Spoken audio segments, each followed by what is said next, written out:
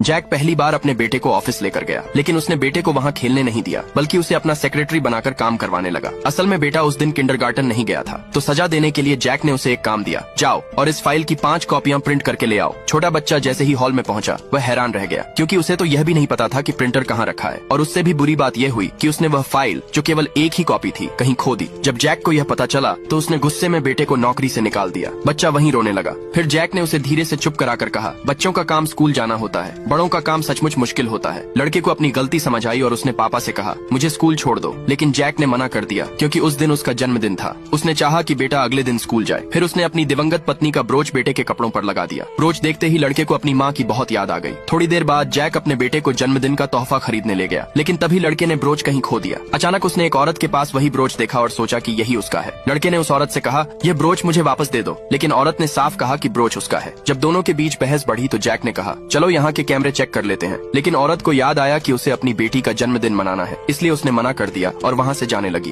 तभी छोटे लड़के ने अपनी जेब टटोली और देखा कि ब्रोच तो वहीं रखा है। जैक अचानक उलझन में पड़ गया, क्योंकि यह ब्रोच उसकी पत्नी ने खुद बनाया था। तो फिर उस औरत के पास बिल्कुल वैसा ही ब्रोच कैसे था? वह उसके पीछे जाकर पूछना चाहता था, लेकिन तब तक औरत वहाँ से जा चुकी थी। जैक ने सोचा कि अब शायद उससे कभी मुलाकात नहीं होगी। मगर अगले दिन जब औरत अपनी बेटी को छोड़कर वापस आ रही थी तो उसके पास मेकअप करने का समय नहीं था। उसने इधर उधर देखा, कोई नहीं था, तो कार की खिड़की को आईने की तरह इस्तेमाल करने लगी। कार के अंदर बैठे जैक ने अचानक उसे लिपस्टिक लगाते देख लिया। उसने तुरंत शीशा नीचे किया। औरत को बहुत शर्मिंदगी हुई। वह जल्दी से वहाँ से जाना चाहती थी, लेकिन गलती से फिसल गई। जैक के मन में अब भी ब्रोच का सच जानने की इच्छा थी। उसने सबसे पहले औरत से माफी मांगी, फिर उसने उसका नंबर मांगना चाहा, लेकिन औरत ने साफ मना कर दिया। तब जैक ने अपनी कार पर लगी खरोंच की तरफ इशारा किया। यह देखकर औरत घबरा गई। उसे लगा कि शायद जैक मुआवजा मांगेगा। मजबूरी में उसने अपना कॉन्टैक्ट नंबर एक पर्ची पर लिखकर कार पर चिपका दिया।